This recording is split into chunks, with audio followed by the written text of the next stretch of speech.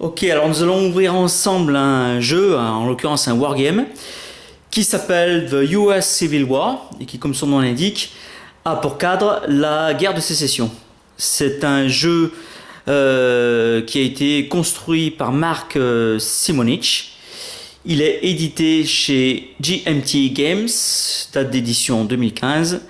Et chez GMT Games, on a coutume de dire que quand ces gens-là éditent un jeu, c'est pas un jeu pour rigoler. La boîte est superbement illustrée par une peinture d'un certain Verd de Volstrup, que je connais pas du tout, une peinture de 1887, c'est-à-dire faite un peu plus de 20 ans après la fin de la guerre de sécession. On va passer au verso de cette boîte magnifique et qui pèse son poids. On suppose qu'il y a du matériel à l'intérieur. Le verso nous présente la carte telle que dessinée, une carte en hexagone. En dessous, un petit résumé de ce qu'est le jeu. Alors évidemment, tout le jeu est en anglais, on ne trouve pas ce genre de bijoux, hélas, en français. Mais une traduction rapide nous indique que The US Civil War, donc c'est un jeu à 2 joueurs d'un niveau stratégique sur la guerre de sécession. Le jeu couvre l'entièreté de la guerre entre 1861 et 1865 sur une très grande map de 30 pouces par 44 pouces, je ne sais pas combien ça peut faire en centimètres, représentant l'ouest et le sud des États-Unis. Les tours représentent 2 mois de guerre durant les saisons l'été, le printemps et l'automne, et 4 mois durant l'hiver, avec 4 phases d'action à chaque tour. Les forces militaires sont représentées par des généraux et des points de force, chaque point de force représentant approximativement 5000 soldats. On va pas s'étendre, mais la mécanique du jeu demande stratégie, manœuvre et leadership. Et les détails tels que les raids de cavalerie, les forts, les forceurs de blocus, les ironclads, les batailles navales, la promotion des leaders sont inclus. Alors que le sujet est vaste, les règles sont présentées comme étant d'une complexité moyenne. Si les règles navales ne sont pas utilisées, seulement 21 pages de règles sont nécessaires pour jouer le jeu. Et en même temps, on précise qu'il existe un deck de 30 cartes d'action qui sont fournies afin de simuler les ressources rares, les canons de forteresse, le stockage de ravitaillement pour les offensives et autres sujets, mais c'est bien précisé qu'il ne s'agit pas là d'un card driven. Le verso de la boîte nous présente aussi quelques exemples des magnifiques counters des jetons donc, qui sont présentés dans le jeu, avec une première ligne sur les généraux, de McClellan à Jackson. Des amiraux, Foote et Farragut, un exemple de pion de cavalerie, infanterie, etc. Les jetons forteresse, les navires, etc. Un peu sur la droite, nous est précisé le contenu du jeu. Deux cartes, trois feuilles de calcul 2D, un livre de règles, 30 cartes d'action, 2 cartes de setup, 2 aides de jeu, 2 afficheurs d'armée et des dés à 6 faces. Alors maintenant, on va aller ouvrir la boîte pour voir ce que nous réserve l'intérieur.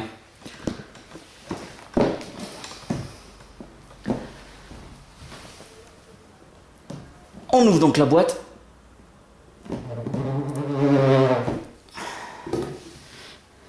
Première chose, un superbe livre de règles, papier glacé, couleur, une belle impression avec une quarantaine de chapitres jusqu'à 39 pages de règles, 40 si on compte l'index en fin de règles. Des exemples de jeux, mouvement, combat, contrôle des rivières, etc. Belle présentation. Le tableau qui permet de constituer les 4 principales armées historiques qui ont dû s'affronter lors de cette guerre de sécession. l'armée du Potomac et l'armée du Cumberland, l'armée du Tennessee et l'armée du Sud-Ouest pour l'Union. Donc ça c'est pour l'Union. En fait, ces cartes n'ont d'autres objets. Si vous avez des piles de pions représentant des armées, plutôt que de déplacer des piles de pions sur la carte, vous les posez sur cette feuille et vous placez votre jeton sur la carte et ça vous permet de déplacer des armées plus rapidement. Donc ça c'est la carte pour l'Union. La même carte pour les Confédérés, avec l'armée de Virginie, l'armée du Tennessee, l'armée du Mississippi et l'armée de l'Ouest. Des cartes de setup, alors qui nous indiquent le positionnement des premiers jetons. Scénario de 1861, scénario 1862, scénario 1863, et on va s'arrêter là. Donc ça, recto verso pour l'Union. Même chose, recto verso pour maintenant la Confédération.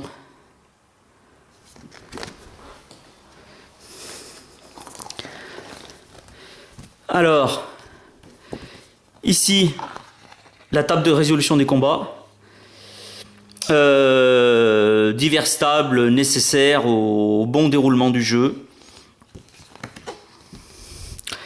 Table du suppli. Liste des actions possibles. Alors ça, ce sont des aides de jeu. Hein. Liste des actions possibles en cours de phase d'action. Liste des actions spéciales. La séquence de jeu. Comment se joue le jeu chaque tour. Les règles concernant les interceptions et le fait de pouvoir éviter une bataille si on ne souhaite pas l'amener lorsqu'on joue défenseur. Les règles d'interception navale, etc. Des rappels du fonctionnement des hexagones de terrain. Et des rappels sur quelques marqueurs nécessaires au jeu.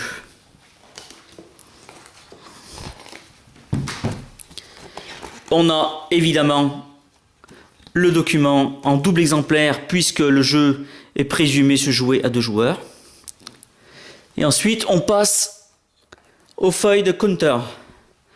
Les jetons. Donc, ils ne sont pas défaits, hein, le jeu est tout neuf. La première page, avec à gauche des jetons confédérés, à droite les jetons nordistes. La planche de jeu est recto verso, puisque les jetons peuvent avoir différents symboles.